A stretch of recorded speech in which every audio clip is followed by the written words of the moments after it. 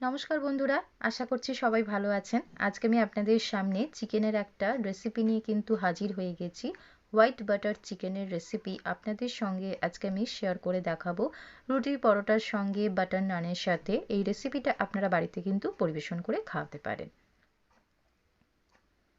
তো চলুন শুরু করা যাক আজকের এই রেসিপিটা।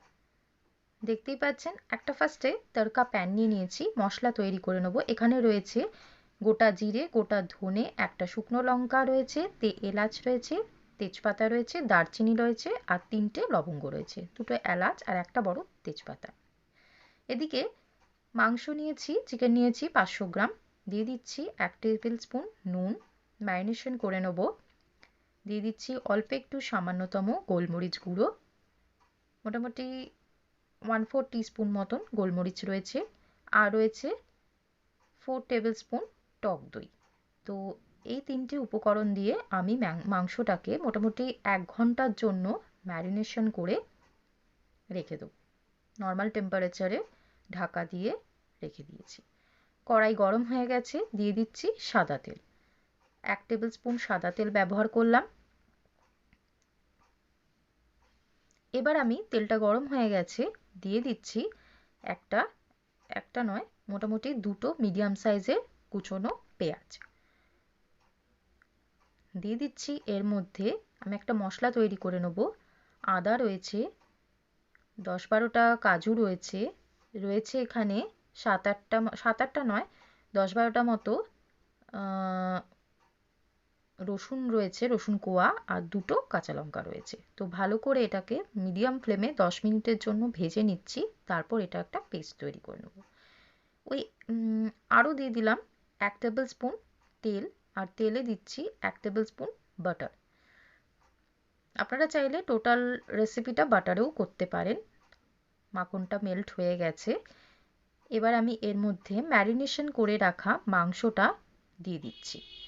দিয়ে খুব ভালো করে কিন্তু এটাকে ভেজে নিতে হবে। মোটামুটি লো টু মিডিয়াম ফ্লেমে আমি মাংসটাকে ভেজে নেব। যতক্ষণ মাংস থেকে তেল সেপারেট হচ্ছে ততক্ষণ অবধি এটাকে কিন্তু কষিয়ে নিতে হবে। আমি এখানে জল ব্যবহার করব না, কেননা মাংস থেকেই জল ছাড়তে শুরু করবে। 10 মিনিটের জন্য এটা ঢেকে দিচ্ছি। দেখতেই পাচ্ছেন কতটা জল রিলিজ করছে। তো আমি এখানে স্বাদ মতো নুনটা ব্যবহার করলাম। মিশিয়ে নিচ্ছি মাংসের সাথে নুনটাকে। জল এখানে ইউজ করছি না, মাংসটা এমনিতেই সেদ্ধ হয়ে যাবে। আবারও 10 মিনিটের জন্য ঢেকে দিচ্ছি। দেখুন কালারটা টোটালি চেঞ্জ হয়ে যাচ্ছে।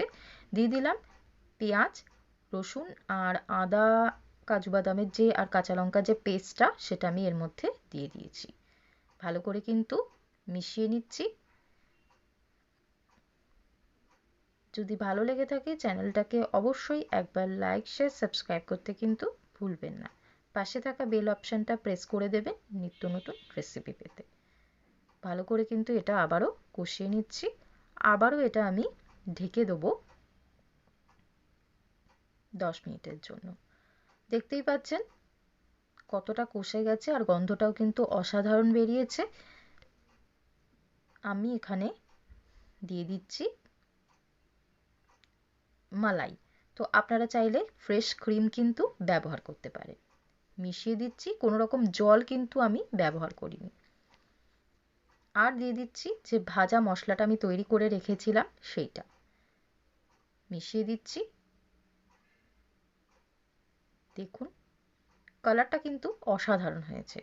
দিয়ে দিচ্ছি অল্প একটু কসুরি মেথি। চাইলে আপনারা এখানে ধনেপাতা কুচোনো ব্যবহার করতে পারেন। দিয়ে দিলাম 2টো কাঁচা লঙ্কা। মাংসটা অলমোস্ট কমপ্লিট হয়েই গেছে। তো আমি এবার গ্যাসটা বন্ধ করে দিচ্ছি, আর 5 মিনিটের জন্য এটাকে ঢাকা দিয়ে দিচ্ছি, আর গরম গরম সার্ভ করে দিচ্ছি। দেখতেই পাচ্ছেন আমার হোয়াইট বাটার চিকেনের রেসিপি একদম কমপ্লিট। আমি এটা গরম গরম সার্ভ করে দিয়েছি। অবশ্যই বাড়িতে একবার ট্রাই করবেন। ভালো লেগে থাকলে লাইক, শেয়ার, সাবস্ক্রাইব করতে কিন্তু ভুলবেন না। তো আজকের মতো এই পর্যন্তই। ভালো থাকবেন সবাই। ধন্যবাদ।